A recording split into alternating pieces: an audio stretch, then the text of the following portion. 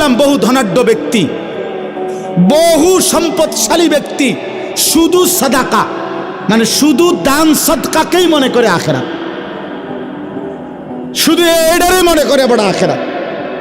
মানুষের দেখা হইলেই শুনাইব, হুজুর মসজিদ করছি, মাদ্রাসা করছি, এতিমখানা করছি, লিল্লা বোর্ডিং করছি, এটি সবটি মিলাইয়া একটা আমল সাদাকা। এটি সবটি একটা 100 কোটি টাকাও যদি আপনি দান করেন, হুজুর আপনি বলেন সবটা একটা আমল কিনা? একটা আমল না। দান সাদাকা 1 লক্ষ কোটি টাকা হোক, এটা তো একটা আমল। তো নামাজ, রোজা, হজ, চরিত্রের পবিত্রতা, হালাল উপার্জন, আপনি যে মিশা কথা কন, আপনি যে 2 নম্বরই ব্যবসা করেন, আপনি যে লোন নিছেন 1 কোটি টাকা 200 কোটি টাকা, কারে বুঝান সিটারি? হ্যাঁ, আখেরাত আমার আপনি বুঝ দিলেন, আমি না বললাম মার হাবা জনাব উমক 20,000 মার হাবা, হাবারে মার, ঠিক আছে মার হাবা তো ঠিক আছে, কিন্তু আসমানওয়ালা খোদার কসম তিনি জিজ্ঞেস করবে কিয়ামতের দিন, বান্দা মিন আইনা ইকতাসাবা ওয়া ফীমা আনফাকা। আল্লাহ তাআলা বলবেন আমার বান্দা হিসেব দাও, একটা টাকা কোত্থেকে উপার্জন করেছো, একটা টাকা কোথায় ব্যয় করেছো। আমি আপনাদেরকে দানের নিরুৎসাহিত করছি না, সতর্ক করছি। আমার এটা একটা ভয়, অসংখ্য আল্লাহর বান্দা এমনও হইতে পারে দান সৎকা করে গেছে, আমি তারে কেবল বাহবাই দিয়ে গেছি, কিন্তু হারাম থেকে যে বাঁচা দরকার। সুদের টাকা দান করলে যে কবুল হবে না, ঘুষের টাকা দান করলে কবুল হবে না, ওজনে কম দেওয়া টাকা দান করলে কবুল হবে না, 2 নম্বরই 6 নম্বরই টাকা দান করলে এটা কবুল হবে না, হবে না, হবে না, দৈন্তার নয় কান না। এ কথা যদি আপনারে আমি না বলি, হতে পারে আখেরাতে আমি আটকায়া যাব। ওই লোক বলবে আমি দিছিলাম, হুজুররা আমারে কিচ্ছু কয় নাই। নাইলে আমি আরেকটু চেষ্টা করতাম, আরেকটু নয়তো চেষ্টা করতাম হালাল হারামের পার্থক্য করার, কিন্তু হুজুরা তো বিষয়টা আমার এরকম ক্লিয়ার করছে না, আমার তো কেবল মারহাবা না দিল। তখন কি হবে আব্বা? তখন তো আমি আটকায় যাব। আজকে মনে করেন এখানে যদি আমরা 500 লোক হই, আর এখন যদি 1 ঘন্টা সময় পার হয়, তো 500 ঘন্টা পার হইছে। 500 জনের, এই 500 জনের 500 ঘন্টা আল্লাহর কসম আল্লাহর পক্ষ থেকে আমার কাছে আমানত। আমাকে এর হিসাব দিতে হবে, আমাকে 1 ঘন্টার হিসাব দিতে হবে না, 500 ঘন্টার হিসাব দিতে হবে। কারণ এই মানুষগুলো আল্লাহর কথা শুনতে বসছিল। এই জন্য আপনাদের কাছে আমি অনুরোধ করছি, আপনি পুরা দিন মানতে হবে। যদি বলেন হুজুর আপনার মধ্যে তো ত্রুটি আছে, হ্যাঁ আমার মধ্যেও ত্রুটি আছে, আমি খোলা কণ্ঠে বললাম, আপনি আমার জন্য দোয়া করেন। কথা বোঝেন নাই? আপনি যদি বলেন অমুক হুজুরের মধ্যে তো ত্রুটি আছে, তো আপনি ওনার লেগে দোয়া করেন। আপনাদের জন্য আমরা দোয়া করি কিনা? কথা বলেন না? তো আপনারা আমার জন্য দোয়া করবেন। আল্লাহ হুজুরদের, আপনার চোখের যেই হুজুর ত্রুটি, আপনি ওই হুজুরের লেগে একটু দোয়া করেন যে আল্লাহ এ হুজুররাও নেককার বানায় দেন, আল্লাহ হুজুররাও জাহান্নাম থেকে বাঁচায় দেন। আমার হুজুর মানে কি জান্নাত থেকে আইছে? তাই হুজুর হিসাব দিতে হবে না? আখেরাতে হিসাব দিতে হবে কি না বলেন?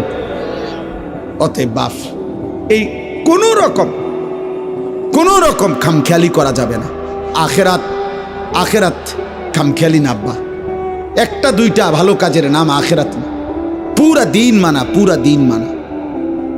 সমস্ত গুনাহ আপনি ছাড়তে হবে, সমস্ত আমল আপনি করতে হবে। আপনি মুসলমান, আপনি মুমিন, আমি মুসলমান, আমি মুমিন। আমাকে সমস্ত গুনাহ ছাড়তে হবে, সমস্ত গুনাহ ছাড়তে হবে। আজ কি পরিমাণ মুসলিম যুবক মাদকাসক্ত, আজ কি পরিমাণ মুসলিম যুবক নারী নিয়ে ব্যস্ত।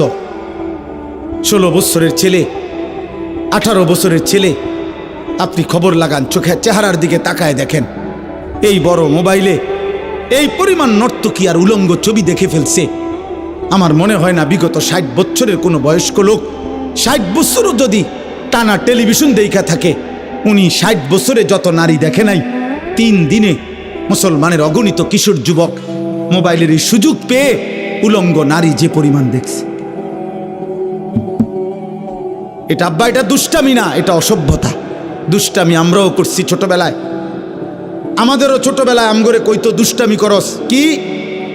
জোহরের খানা আমরা আসরের সময় খাইছি, মামু দম দিছে তুই বেশি দুষ্ট হয়ে গেছ, কোন টাইম ধরে তোরে ডাকতেছি ভাত খাইতি, আয়স্তা কেন। এটা ছিল দুষ্টামি।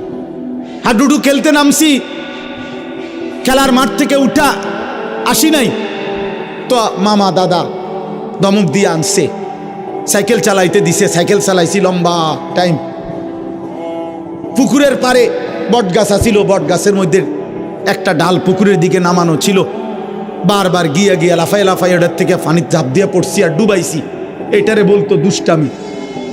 আমগো আমলের দুষ্টামি ছিল, এটারে বলতো রে আব্বা।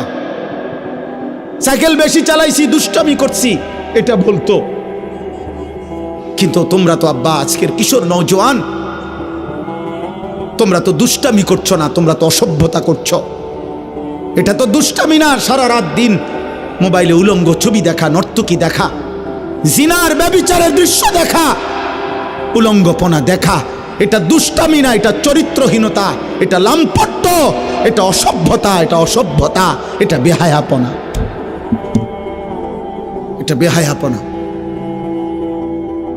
বিবাহ বহির্ভূত ছেলে মেয়ে, নারী পুরুষ, সহপাঠী আর সহকর্মী অথবা আপনজন কিংবা আত্মীয় স্বজন, খোদার কসম বিবাহ বহির্ভূত ছেলে মেয়ে নারী পুরুষের যেই কোনো রকমের শাহওয়াত, আসক্তির যত সম্পর্ক, যেটাকে আপনারা ভালোবাসা বলেন, যেটাকে প্রেম বলেন, যেটাকে রিলেশন বলেন, শব্দ যত ভদ্রচিতই বলেন, আল্লাহর কসম বিবাহ বহির্ভূত সহপাঠী সহকর্মী সমবয়সী হোক আর যাই হোক, ছেলে মেয়ে নারী পুরুষের যাবতীয় হারাম সম্পর্ক, এটা জিনা, এটা ব্যভিচার, ব্যভিচার, ব্যভিচার, ব্যভিচার, এটা বেটা, এটা জিনা, জিনা। আপনি এটারে ভদ্রতার লেভেল লাগাইয়েন না। ভেজিটেবল কইলে মূলার হাক কোনো বেশি কিছু হয়ে যায় না, শাকে থাকে। রিলেশন বললে অসভ্যতা, ভালো কিছু হয়ে যায় না।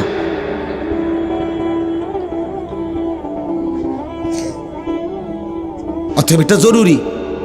আমি হাদিস বলি, আল্লাহর নবী সাল্লাল্লাহু আলাইহি সাল্লাম বলছেন, মান জানা ওয়া শারিবাল খামরা নাজা আল্লাহু মিনহুল ঈমান কামা ইয়াখলাউল ইনসানু আল কামিসা মিন রাসিহি।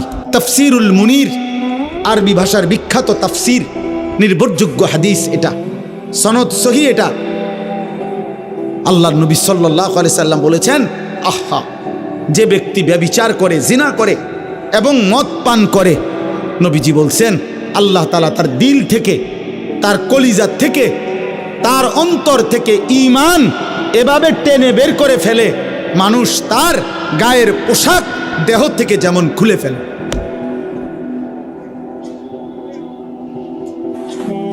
কি ভয়ঙ্কর কথা বলেন, বলেন কি ভয়ঙ্কর কথা। আল্লাহ রসুল বলছে আল্লাহ তাআলা তার অন্তর থেকে ঈমান নাজা টেনে বের করে ফেলে, মানুষ যেমন তার গায়ের জামা খুলে ফেলে। রাসূলুল্লাহ সাল্লাল্লাহু আলাইহি ওয়াসাল্লাম বলছে, মান শারিবাল খামরা তারাকাস সালাহ ওয়া ওয়াকা আলা আম্মাতিহি ওয়া খালাতিহি। আল্লাহ, যে মদ পান করে, নেশাখোর, মদখোর, গাঁজাখোর, ফুট্টাখোর, বাবাখোর, ডালখোর, ইয়াবাখোর, হারামখোর, আল্লাহ রসুল বলছে তার নামাজ ছুটে যায়।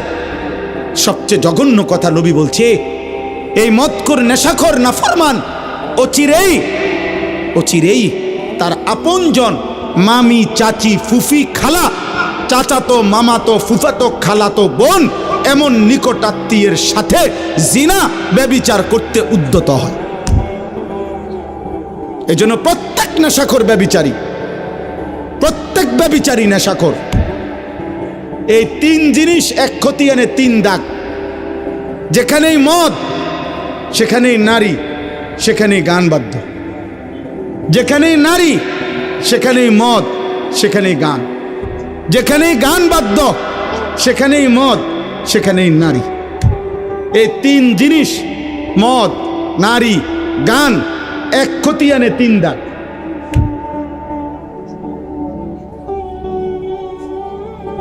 রাসূলুল্লাহ সাল্লাল্লাহু আলাইহি ওয়াসাল্লাম বলছেন, গানে আসক্ত ব্যক্তিকে আল্লাহ তিনটা শাস্তি দিবে। নবীজি স্পষ্ট বলছেন, তিনটা শাস্তি আল্লাহ দিবে। এক নাম্বার, মাটি ধসিয়ে ধ্বংস করে দিবে। দুই, পাথরের বৃষ্টি বর্ষণ করে ধ্বংস করে দিবে। তিন, অথবা চেহারা বিকৃত করে, মানুষের চেহারা পরিবর্তন করে জানোয়ারের আকৃতি বানায় ফেলবে। আজ না হোক কাল, রব্বে কাবার কসম, নবীর এই ভবিষ্যৎবাণী হবেই হবে। মুহাম্মদ আরবি সাল্লাল্লাহু আলাইহি সাল্লাম, তার কোনো কথা ভুল হয় নাই, হবেই হবে। এটা আজ না হোক কাল হবে। একদিন ঘুম ভেঙে দেখবে যুবক সারা রাত উলঙ্গ ছবি আর নারী আর গান বাদ্যের আসক্তিতে ছিল। কোনো এক প্রজন্ম আইসা দেখবে হয়তো ঘুম থেকে জেগে মানুষের চেহারা কুকুর শুকুরের চেহারা হয়ে গেছে। চেহারা বিকৃত করার সব মহড়া চলতেছে আব্বা। বেঈমান, চুল, চেহারা, সব কিছুতেই আজকে অগণিত মুসলমান ছেলেকে, মুসলমানের চুল, চেহারা, লেবাস, চেহারার ডিজাইন পুরি বদলে আজকে তারা পরিবর্তন করে দিছে। এটা যদি রব পরিবর্তন করে ফেলে তাহলে পুরা জানোয়ার হয়ে যাবে।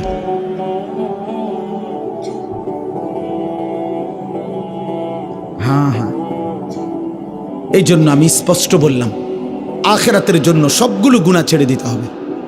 আমিও আপনিও। জাহান্নাম থেকে বাঁচতে হলে, জাহান্নাম আব্বা খামখেয়ালি না, এই বাপ, জাহান্নাম খামখেয়ালি না।